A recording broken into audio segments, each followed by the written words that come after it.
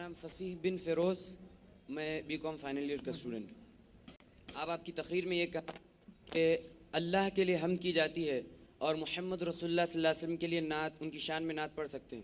جو آج کے معاشرے میں جو نعتیں اور جو قوالیاں نبی اکرم صلی اللہ علیہ وسلم کی شان میں پڑھی جا رہی ہیں، یہ کہاں تک صحیح ہے؟ بھائی نے سوال کیا ہے کہ میں نے کہا حمد اللہ کی تعریف کے لیے اور نعت محمد رسول اللہ صلی اللہ علیہ وسلم کی تعریف کے لیے ہے، لیکن آج ہم دیکھتے ہیں بعض نعت ایسے ہیں جس میں کچھ عجیب و غریب کلمات پڑھے جا رہے ہیں، یہ کہاں تک درست ہے؟ دیکھیے، جو بھی چیز اگر اس سے بڑی چیز کی برابری پر دکھے وہ جائز نہیں ہے اسلام میں۔ مثلا ہم کو 5 وقت اذان میں گواہی کیا دینے لگائی گئی؟ اشہد ان محمد رسول اللہ۔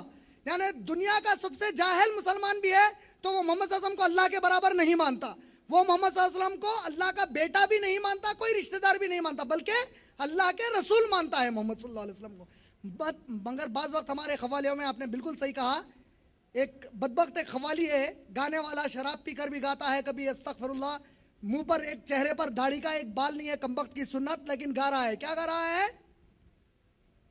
بقسم وہ خدا نہیں، بقسم محمد صلی اللہ علیہ وسلم خدا نہیں، مگر خدا کی قسم خدا سے جدا نہیں۔ تو ایک صاحب سے میری بات ہو رہی تھی، میں پوچھا اگر آپ اپنے امی کو جا کے بولے، جو پڑوسی والے صاحب ہے، امی بقسم انہوں ابا نہیں ہے مگر خدا کی قسم ابا سے جدا بھی نہیں ہے، بولے کم وقت، جب تو یہ جملہ تیری ماں کو اس طریقے سے نہیں بول سکتا تو اللہ کے بارے میں شان میں گستاخی کیسے کر سکتا ہے؟ نہیں کر سکتا۔ اسی طرح ہمارے پاس یہ عقلی جب چلتے ہیں، کعبہ بھی جھک رہا ہے محمد کے شہر میں۔ ارے پاگل کے کیا بولوں؟ ارے میرے نبی جا کے کعبے کے سامنے جھکے نہ رہے، پھر کعبہ جا کے نبی کے شہر میں کیسا جھکتا رہے؟ جھکے نہیں جھکے، حج میں سجدے کرے نہیں کرے کعبۃ اللہ کی طرف رخ کر کے۔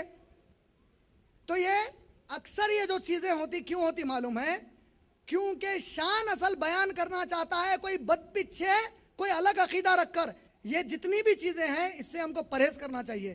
میوزک خود حرام ہے، موسیقی خود حرام ہے، قوالی کیسے جائز ہوتی؟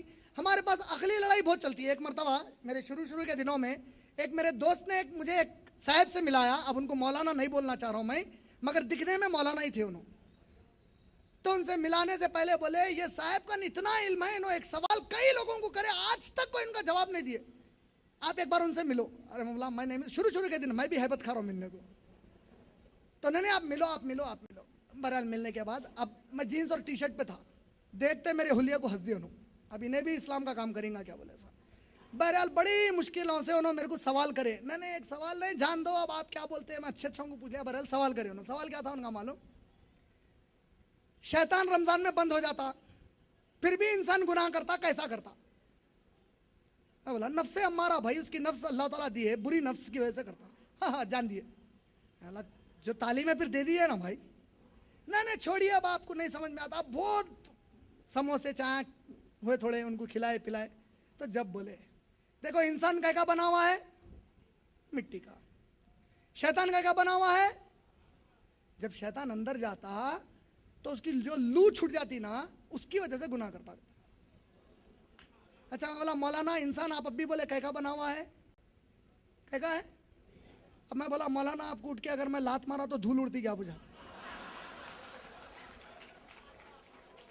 تو ایسے جتنی بھی چیزیں رہتی نا، سننے والا ادب سے بیٹھ کے کیا علم ہے بھائی ان کے پاس، تو قوالی بھی سنا تو انہیں نبی کی عظمت بول کر سن رہا بیچارہ، مگر وہ یہ نہیں محسوس کر رہا کہ نبی صلی اللہ علیہ وسلم جو اللہ کی عزت بتائے اس میں وہ کمی کر رہا ہے، وہ غور نہیں کر رہا ہے۔ اگر بندہ یہ غور کرنا شروع کر دے اللہ تعالیٰ کا کہ اللہ کی عزت بڑھ کر کرنے سے میرے نبی کا مقام کم نہیں ہوگا، بلکہ میرے نبی کا مقام اور بڑھ جائے گا، کیونکہ میرے نبی نے تو سکھایا کہ اللہ کی سب سے زیادہ عزت کرو صلی اللہ علیہ وسلم کی۔ امید آپ کا جواب پورا ہوگا۔